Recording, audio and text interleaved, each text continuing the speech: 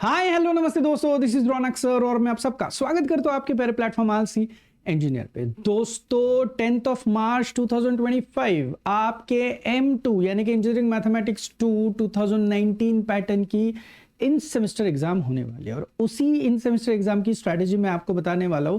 देखो यार, ये जो आपका अभी M2 का पेपर है वो आपका बैकलॉग के लिए इन सेम का पेपर होगा, क्योंकि रेगुलर 2024 पैटर्न को तो इन सेमेस्टर है नहीं। इसका मतलब है आपको इसके पहले जब आपने इन सेमेस्टर दी थी तब आप आउट ऑफ 30 12 मार्क तक के नहीं पहुंच पाए हो।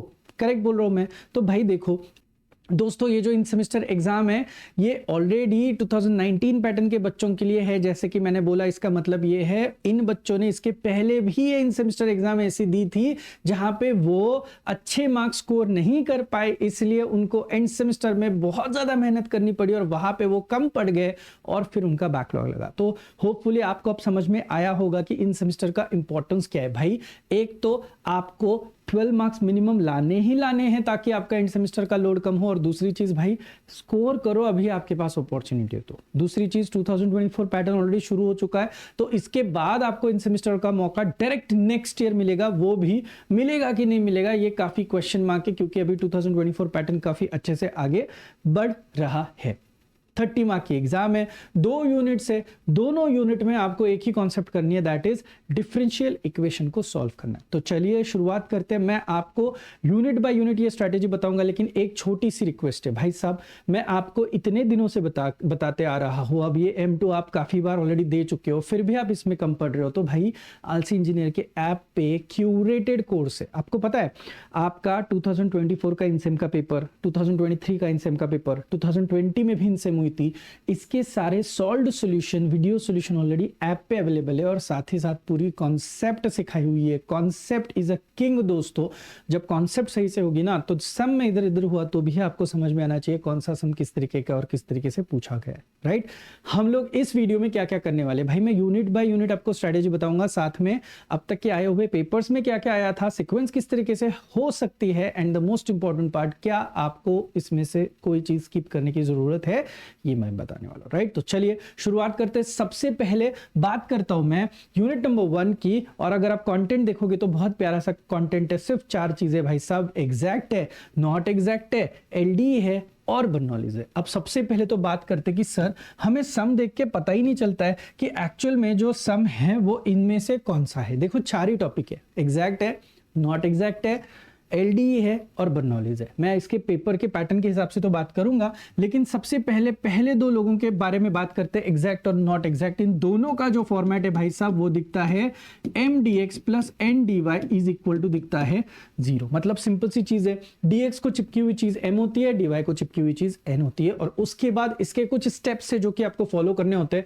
मैं स्टेप्स आपको ये साइड पे दिखाने की कोशिश करता हूं। कोई भी आपका mdx प्लस ndy वाला सम हो तो आपको सबसे पहले क्या करना है, m और n को पहचानना है। उसको पहचानने के बाद डैबा m मतलब पार्शियल डिफरेंशिएशन निकालना है with respect to y m का, एंड डैबा n पार्शियल डिफरेंशिएशन निकालना है with respect to x n का। तो देखो भाई ये 2 लोग आपको क्या करने हैं, फाइंड आउट करने हैं। अगर ये दोनों सेम हुए, यानी कि अगर आपका डैबा m बाय डैबा y इज इक्वल टू डैबा n बाय डैबा x हुआ सिंपल लैंग्वेज में, तो आपकी इक्वेशन कहलाएगी एग्जैक्ट डिफरेंशियल इक्वेशन। और एग्जैक्ट डिफरेंशियल इक्वेशन आई तो आप यहां पे डायरेक्टली जनरल सॉल्यूशन यूज कर सकते हो। मैंने मेरे नोट्स में इस जनरल सॉल्यूशन को नाम दिया प्यारा सा गिफ्ट। एग्जैक्ट डिफरेंशियल इक्वेशन हो तो जाओ गिफ्ट ले लो। गिफ्ट क्या होता है, गिफ्ट एकदम ओरिजिनल टर्म जैसे दिखता है, बस उसको मेकअप किया हुआ है mdx प्लस इंटीग्रेशन में ndy। और पता है गिफ्ट में कभी 0 नहीं दिया जाता है, तो आपको ऊपर जो 0 दिखाई दे रहा है उसकी जगह पे यहाँ पे हमेशा आपको क्या दिखाई देगा, c। हैविंग सेड दिस, यहाँ पे y अंकल को कांस्टेंट ट्रीट किया जाता है, and the most important term यहाँ पे आपकी n की टर्म जो है वो फ्री फ्रॉम क्या होनी चाहिए, x होनी चाहिए। अब ये कब है, जब आपकी इक्वेशन क्या होगी, तब एग्जैक्ट। पहली बात बता दूं, एग्जैक्ट और नॉट एग्जैक्ट दोनों का फॉर्मेट यही है, दोनों के इनिशियल स्टेप्स यही रहेंगे। बट अब जबकि आपको पता है कि यहां पे आपको ये चीजें सेम नहीं होंगी, कौन सी, डैबा m बाय डैबा y की जो वैल्यू है वो आपकी डैबा n बाय डैबा x की वैल्यू नहीं होगी, तो इस केस में आपकी इक्वेशन क्या होगी दोस्तों, नॉट एग्जैक्ट। अब जबकि इक्वेशन आपकी नॉट एग्जैक्ट है तो क्या आपको गिफ्ट मिलेगा, नहीं। तो आपको गिफ्ट कब मिलेगा, जब आप इस नॉट एग्जैक्ट को क्या बनाओगे, एग्जैक्ट डिफरेंशियल इक्वेशन में लेके आओगे। Simple analogy. ना बैकलॉग का डर, ना रिजल्ट की चिंता। अब इंजीनियरिंग में सिर्फ स्कोर ही स्कोर होगा। Top class learning, hand written notes, solve PYQs, strategy sessions, doubt sessions, 1-to-1 teacher interaction के साथ अब university wise curated, updated, pre recorded courses आपको मिलेंगे आलसी इंजीनियर के ऐप पर। Trusted by 2 lakh plus students. Join us, download the app now. Thank you. अब exact not exact आने के बाद आपको एक बंदा है जो कि हेल्प करता है, जिसका नाम है इंटीग्रेटिंग फैक्टर। क्या नाम है इसका? इंटीग्रेटिंग फैक्टर, जो आपकी नॉट एग्जैक्ट वाली इक्वेशन को क्या बनाता है? एग्जैक्ट बनाता है। और जैसे आपकी इक्वेशन एग्जैक्ट बनी, आप वापस से जा सकते हो गिफ्ट के लिए, यानी कि जनरल सॉल्यूशन के लिए। अब जो पूरा गेम है वो किसके ऊपर डिपेंड करता है? इंटीग्रेटिंग फैक्टर के ऊपर। और इंटीग्रेटिंग फैक्टर के लिए आपको 4 रूल्स दिए हुए हैं। मैंने मेरे कॉन्सेप्ट में सिखाते हुए बहुत बार ये बोला है कि इंटीग्रेटिंग फैक्टर जब आप काम करते हो तो आपको थिएटर में जाना पड़ता है मूवी देखने के लिए, जहां पे 4 स्क्रीन वाले थिएटर है, मल्टीप्लेक्स है। तो उसमें से 4 रूल में से कौन सा रूल यूज करना है ये आपको समझ में आना चाहिए। तो थोड़ा ध्यान से देखना। अब मैंने एग्जैक्ट के बारे में, नॉट एग्जैक्ट के बारे में स्टैंडर्ड फॉर्मेट जरूर बोला, लेकिन आप नॉट एग्जैक्ट में देखोगे तो आपके 4 टाइप्स बनते हैं। कितने टाइप्स बनते हैं? 4 टाइप्स। तो 4 टाइप्स जो है उसमें से पहला जो है वहां पे आपकी इक्वेशन का फॉर्मेट किस तरीके से होना चाहिए? होमोजीनियस। तो आपको कुछ ना कुछ इंटीग्रेटिंग फैक्टर का एक फॉर्मूला मिलता है। दूसरा, आपके इक्वेशन का फॉर्मेट होना चाहिए y कोई एक फंक्शन और यहाँ पे dx, उसके बाद x कोई एक फंक्शन और यहाँ पे होना चाहिए आपका dy इज इक्वल टू 0। ये है आपका type 1, type 2। So rule number 1 में होमोजीनियस हो तो रूल 1 यूज करो। ऐसे कुछ अजीब सा लैंग्वेज हो तो आप इसके लिए यूज करो रूल नंबर 2। और रूल नंबर 3 और रूल नंबर 4 जो है वो दोनों हैंड इन हैंड जाते हैं, जहां पे आपको डैबा m बाय डैबा y माइनस डैबा n बाय डैबा x डिवाइडेड बाय n करोगे तो यहाँ पे सिर्फ और सिर्फ किसकी टर्म जिंदा दिखनी चाहिए? x की, y की टर्म मर जानी चाहिए। एट द सेम टाइम डैबा n बाय डैबा x माइनस डैबा m बाय डैबा y करने की कोशिश करोगे, सेम चीज बस उल्टा, और यहाँ पे डिवाइड बाय m करोगे और यहाँ पे अगर सिर्फ y की टर्म बची तो आप जाओगे रूल नंबर 4 के लिए। तो देखो भाई, ऐसे 4 रूल है, वैसे तो 5 है, लेकिन 4 ही हम लोग सिलेबस के हिसाब से देखेंगे। तो नॉट एग्जैक्ट का आपको टाइप समझ में आया होगा। अब आप बोलोगे सर पेपर पैटर्न बताओ। तो देखो, कंसिडरिंग सर मैं बस इतना पढ़ाई करके जाऊं क्या, तो मैं आपको बताता हूं आपका पेपर पैटर्न किस तरीके से था। मैंने आपको बोला था आपके 3 पेपर्स हुए थे। तीनों पेपर्स मैंने सामने रखे हुए हैं, मार्च 20 का, उसके बाद मार्च 23 का और मार्च 24 का। हम लोग उल्टा देखते हैं, मार्च 24 से देखते हैं, जो कि आपका लेटेस्ट पेपर है। आप देख लेना, क्वेश्चन 1 को ओरिंग होता है, क्वेश्चन नंबर 2। क्या मैंने अब तक सिखाया आपको? एग्जैक्ट सिखाया? जी हाँ। नॉट एग्जैक्ट के बारे में बताया? हाँ। तो ध्यान देना, एग्जैक्ट और नॉट एग्जैक्ट सिर्फ इतना करके जाओगे तो आपको जो ऊपर का क्वेश्चन है उसके 2 सवाल सॉल्व करने के लिए आ जाएंगे, यानी कि 5 और 5 आपको मिल सकते हैं 10 मार्क्स। भाई समझ रहे हो? और तो और एक छोटी सी इनडायरेक्ट हिंट भी देता हूं, आई नो नहीं देनी चाहिए बट फिर भी आपको बता देता हूं। नॉट एग्जैक्ट में भी ये मोस्टली आपका केस नंबर 1 होता है, या फिर मतलब रूल नंबर 1 होता है, या फिर रूल नंबर क्या होता है? Mostly rule number 2। Having said this, ORing में अगर आप देखोगे तो ऑरिंग में आपको एलडी दिखता है, बर्नौलीज दिखता है, और साथ में यहाँ पे कौन दिखाई दे रहा है? Not exact. यूजुअली ये जो नॉट एग्जैक्ट रहता है ये आपका रूल नंबर 3 रहेगा या फिर रूल नंबर 4 रहेगा। देखो कितना अच्छे से मैंने आपको बताया। इसका मतलब है फ्लैशबैक में जाएंगे हम लोग, अगर अच्छे से एग्जैक्ट करेंगे और अच्छे से नॉट एग्जैक्ट का पहला और दूसरा टाइप करेंगे तो भी अपन बच रहे। आपको चाहिए तो मैं और पेपर्स दिखाता हूं ताकि you will be sure about it. पहला एग्जैक्ट, फिर उसके बाद क्या आया? नॉट एग्जैक्ट, एग्जैक्ट, और उसके बाद क्या आया? Not exact. और इन दोनों में भी आप देखोगे यहाँ पे रूल 1 और रूल 2 यूज हुआ है। 1 या फिर 2 में से कुछ यूज हुआ है, सॉरी वो 11 दिखाई दे रहा है, 1 या 2 में से कुछ यूज हो रहा है। और यहां पे भी आप देखोगे 1 या फिर 2 में से कुछ ना कुछ आपका यूज हो रहा है। तो बहुत सिंपल सी एनालॉजी है, दिमाग लगाओ, खुश रहो और अपने मार्क्स लेके आओ। ये था आपका पहला पैच। अब दूसरा देखते हैं एलडी और बर्नौलीज। देखो यार, जब एलडी की हम लोग बात करते हैं, जो एलडी का फॉर्मेट दिखता है, बहुत इंटरेस्टिंग फॉर्मेट है। फॉर्मेट बता देता हूं ताकि आपको ओवरऑल चीजें समझ में आए क्या बता रहा हूं मैं। एलडी का जो फॉर्मेट होता है वो होता है dy by d x plus p y is equal to कौन दिखता है आपको? Q। देखो बहुत कनेक्टेड फॉर्मेट है, जैसे एलडी का फॉर्मेट है एग्जैक्टली आपका बर्नौलीज का फॉर्मेट वैसे ही होगा, dy by d x plus p y. लेकिन यहाँ पे Q के साथ जो एक्स्ट्रा एलिमेंट आता है वो आता है y⁻n। अब देखो, जब मैंने सिखाया है तो मैंने किस तरीके से सिखाया मैं बता देता हूँ। हम लोग थोड़ा सा शुरू करते हैं। ये जो पहला पैच था ये आपका डिस्कशन था एग्जैक्ट नॉट एग्जैक्ट पे, करेक्ट है ना? एग्जैक्ट और नॉट एग्जैक्ट। मैं इसको ढंग से लिख के पीडीएफ फॉर्मेट में दिखा दूंगा, ऐप वाले बच्चों को मिल जाएगा ये। और दूसरी चीज अब जो मैं आपको बता रहा हूं, यहाँ पे ध्यान से देखना, यहाँ पे मैं आपको बताऊंगा किस तरीके से आपका एलडी वर्क होता है। एलडी वर्क करने के लिए सबसे पहले तो बेसिक इक्वेशन का फॉर्मेट देखो, dy by d x plus यहाँ पे होगा p y is equal to क्या होगा q। पते की बात देखना, किसका डेरिवेटिव हो रहा है, y का, और फिर भी यहाँ पे कौन सी टर्म है, y की टर्म। तो मैंने मेरी क्लास में पढ़ाते हुए इस y की टर्म को एक नाम दिया है, द टर्म इज बेचारी टर्म। बेचारी मतलब अकेली टर्म। तो यहाँ पे y की एक ही टर्म आपको दिखाई देती है अगर यहाँ पे dy बाई डी एक्स हो रहा है। तो सेम चीज अगर यहाँ पे di बाई डी टी होता, डी आई तो i होता, तो यहाँ पे आपकी i की एक ही टर्म दिखती है आपको। इस तरीके से हम लोग अभी फिलहाल देख रहे हो, तो this is linear differential equation in क्या बोल सकते हो आप, y। तो ऐसा है, तो इसके दो एलिमेंट्स आपको फाइंड करने पड़ते हैं, एक होता है इंटीग्रेटिंग फैक्टर और दूसरा होता है इसका जनरल सॉल्यूशन। इंटीग्रेटिंग फैक्टर का फॉर्मेट बहुत आसान है, ई रेस टू इंटीग्रल p, और यहाँ पे आपको क्या करना है dx। भाई साहब y को चिपकी हुई टर्म होती है कैपिटल P और राइट हैंड साइड की टर्म होती है q। दो लोगों को अगर हमें जॉब देना है तो उसमें से p को आप यहाँ पे जॉब दे दो आपके पर्टिकुलर इंटीग्रेटिंग फैक्टर के फॉर्मेट में। अब जब जनरल सॉल्यूशन निकालोगे तो जनरल सॉल्यूशन का फॉर्मूला आता है, देखो बेचारा कौन था, y था, उसके बाजू में किसको लिखो, इंटीग्रेटिंग फैक्टर, यहाँ पे भी किसको लिखो, इंटीग्रेटिंग फैक्टर।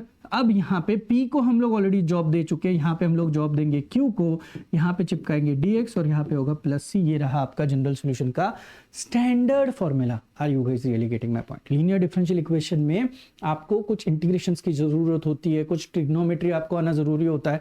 तो जो बेसिक डेरिवेटिव और इंटीग्रेशन का मेरा वीडियो है, लिंक मैं आपको डिस्क्रिप्शन में दे दूंगा, नहीं तो आप ऐप डाउनलोड करो। ऐप डाउनलोड करने के बाद जब आप M2 का कोर्स ओपन करोगे तो आपको ऊपर ही दिखाई देगा प्री रिक्विजिट करके वीडियो और पीडीएफ, जहां पे डेरिवेटिव और इंटीग्रेशन पे मैंने बहुत अच्छा काम करके आपको दिया हुआ है। हैविंग सेड दिस, ये था आपका लीनियर डिफरेंशियल इक्वेशन का फॉर्मेट, और इसी फॉर्मेट को आगे लेके बर्नौलीज अंकल जाते हैं। लेकिन बर्नौलीज अंकल क्या करते हैं, अगर ये y अभी फिलहाल आपको क्या दिखाई दे रहा है, बेचारा इसको बोर ना हो, इसको अकेला ना फील हो, इस चक्कर में वो यहाँ पे एक y का और एलिमेंट लेके आते हैं, that is y raise to n। अब ये जो एक्स्ट्रा एलिमेंट आया हुआ, इस वजह से सारा रायता फैल गया, क्योंकि हमें लीनियर डिफरेंशियल इक्वेशन जो मिलनी चाहिए थी अब लीनियर नहीं रहेगी।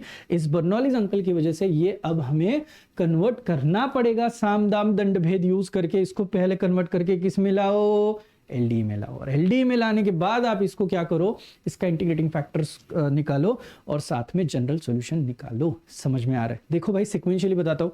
एग्जैक्ट बहुत आसान है, नॉट एग्जैक्ट टाइप 1 टाइप 2 आसान है, टाइप 3 टाइप 4 में मेहनत है। उसके बाद लीनियर डिफरेंशियल इक्वेशन आसान है, लेकिन as I said derivative integrations आपको करने पड़ेंगे। और उसके बाद बर्नौलीज, ये एक लेवल अप है, इसमें भी डेरिवेटिव इंटीग्रेशंस आपको तरीके से करने पड़ते हैं। अब देखो नसीब की बात होती है यूजुअली, जब आप इस तरीके का पैटर्न देखोगे, एग्जैक्ट है, नॉट एग्जैक्ट है, और यहाँ पे लकीली कौन आया, एलडी। तो अगर आपने यहाँ पे बर्नौलीज स्किप किया होता बाय एनी चांस, तो आपको 15 में से 15 मार्क्स फिर भी मिल जाते हैं। लेकिन ये एवरी टाइम नहीं होता है। आप इधर देखो, एग्जैक्ट नॉट एग्जैक्ट, लेकिन यहाँ पे बर्नौली आया है, यहाँ पे एलडी आया है क्या, नहीं। तो दो पेपर्स में एग्जैक्ट नॉट एग्जैक्ट के साथ कॉम्प्लीमेंट कर रहा है बर्नौलीज, और एक पेपर है जहाँ पे एग्जैक्ट नॉट एग्जैक्ट के साथ कॉम्प्लीमेंट कर रहा है एलडी। तो हो सकता है दोनों में से कुछ भी आ जाए, तो आप ये इसको ऑरिंग में ले लो, Bernoulli's oblique LD, Bernoulli's oblique LD, Bernoulli's oblique LD, जब भी आप ये चीजें कर रहे हो। दूसरी चीज, सर आपको क्या लगता है मैंने किसको स्किप करना चाहिए? अब दिल से बताता हूँ यार, आपको एग्जैक्ट नॉट एग्जैक्ट तो आपको करना ही पड़ेगा, नहीं तो भाई ये 10 मार्क्स तो आपको कंपलसरी लाने पड़ेंगे। रहा सवाल एलडी, मुझे पर्सनली लगता है आप एलडी करके जाओ, बिकॉज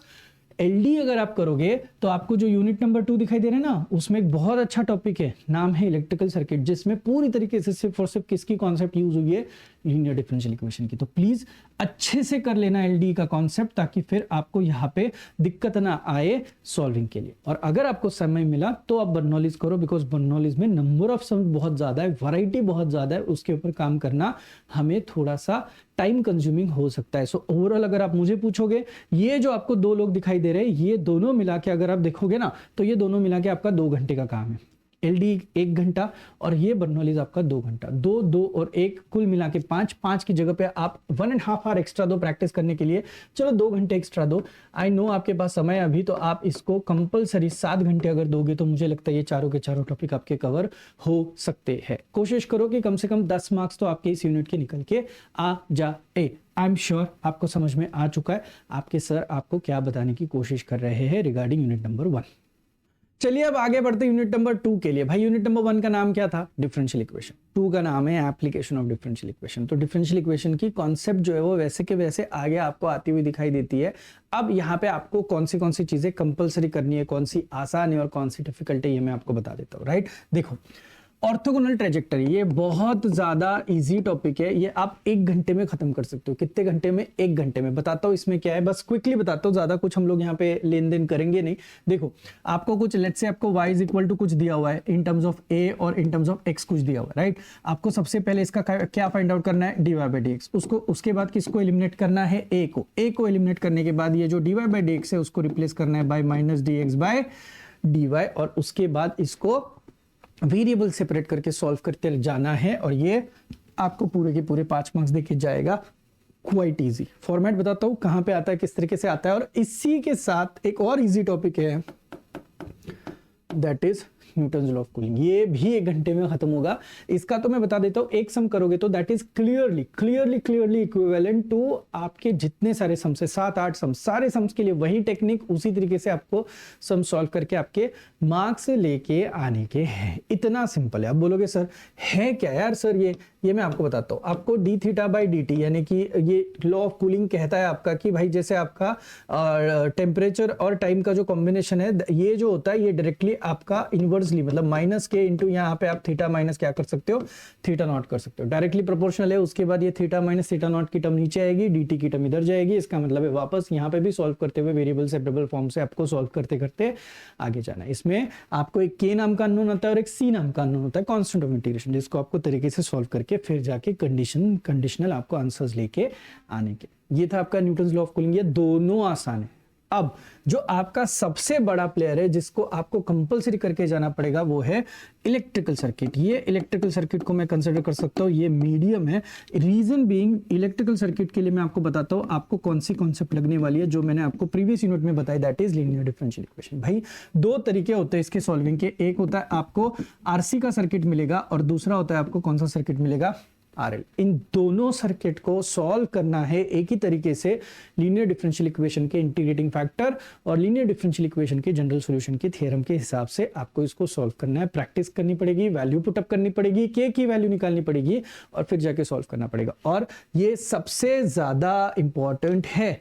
मीडियम पेंडिंग था, हाँ, और ये सबसे ज्यादा इंपॉर्टेंट है। अगर आप मुझे पूछो तो आपको कंपलसरी इलेक्ट्रिकल सर्किट करके जाना ही जाना होगा। अब इतने एनालॉजी के साथ सिर्फ 2 टॉपिक बचे, एक बचा हीट फ्लो और दूसरा बचा रेक्टिलिनियर मोशन। रेक्टिलिनियर मोशन में थोड़ा सा इंटीग्रेशन लगता है, तो मैं इसको कैटेगरी वाइज थोड़ा सा टफ के कैटेगरी में रखता हूं, और ये जो हीट फ्लो ये वापस से आपके मीडियम के कैटेगरी में रखता हूं। देखो मैंने आपको प्यार से सवाल जो टाइमिंग दिया था, इस यूनिट का टाइमिंग दे दिया था कि भाई आपको 7 घंटे लगेंगे। इस यूनिट के लिए भी मैं आपको बताता हूं कि लेट्स से कि भाई आप 7 घंटे ले लो। 7 और 7 कितने घंटे हो गए? 14 घंटे। आपका पेपर शायद अगर 10 तारीख को है तो भाई 2 दिन पहले भी पढ़ाई शुरू करोगे तो भी आप यहाँ पे वर्क करोगे, बिकॉज 14 आवर्स की आपको पढ़ाई करनी है। बाद में revision, writing practice, PYQs, concept एक बार रिवाइज करना, ये सारी चीजें आपको करनी पड़ेगी। अब पेपर को देखते हैं। पेपर देखते आपको कुछ चीजें क्लिक हो जाए कि भाई देखो ये चलता कैसे। थ्रू आउट तीनों पेपर में बहुत मजा आया है, आप देख सकते हो। पहले तो फोकस किसके ऊपर करना है मैं बताता हूँ आपको। ये देखो इलेक्ट्रिकल सर्किट है ना, देखो इस क्वेश्चन का एबीसी, क्वेश्चन 3 का एबीसी में इलेक्ट्रिकल सर्किट है, क्वेश्चन 4 के एबीसी में भी इलेक्ट्रिकल सर्किट है, क्वेश्चन 3 के एबीसी में इलेक्ट्रिकल सर्किट है, क्वेश्चन 4 के एबीसी में इलेक्ट्रिकल सर्किट है, क्वेश्चन 3 के इलेक्ट्रिकल, क्वेश्चन 4, यानी कि आप तीनों पेपर देखोगे तो तीनों पेपर में ऊपर भी इलेक्ट्रिकल सर्किट है और नीचे भी इलेक्ट्रिकल सर्किट है। इसीलिए मैंने आपको स्टार करके दिया था। भाई आपके सर ना काफी स्मार्ट है, उन्होंने खुद बोला है कि आपको ये कंपलसरी करना पड़ेगा और थोड़ा रिवर्स इंजीनियरिंग करो। ये करने के लिए क्या आना जरूरी है? एलडी, यानी कि यूनिट 1 का एलडी तो वैसे भी करना पड़ेगा, वो आप दिमाग लगाओगे तो आपको इसका यहाँ पे फायदा हो सकता है। अब पहला काम, सर मैं पढ़ाई कैसे शुरू करूं? तो यूनिट 2 का सबसे पहले इलेक्ट्रिकल सर्किट कर। ये सीक्वेंस जो है ना अभी फिलहाल बाजू में रख। पहले किसको खत्म कर? इलेक्ट्रिकल सर्किट खत्म कर। 2 से 2.5 घंटे लगेंगे इलेक्ट्रिकल सर्किट को खत्म करने के लिए, प्रोवाइडेड आपने एलडी ढंग से किया हो। ये जैसे ही खत्म होगा, राइटिंग प्रैक्टिस करने के बाद आपको जंप करना है न्यूटन्स लॉ ऑफ कूलिंग पे। किस पे? न्यूटन्स लॉ ऑफ कूलिंग पे। अब ध्यान से देखना, आपने इलेक्ट्रिकल सर्किट कर लिया और आपने न्यूटन कर लिया, आपके कितने मार्क्स जो है वो फिक्स हो जाएंगे? 10। देखो electrical circuit Newton, electrical circuit Newton, electrical circuit Newton. मजा आया?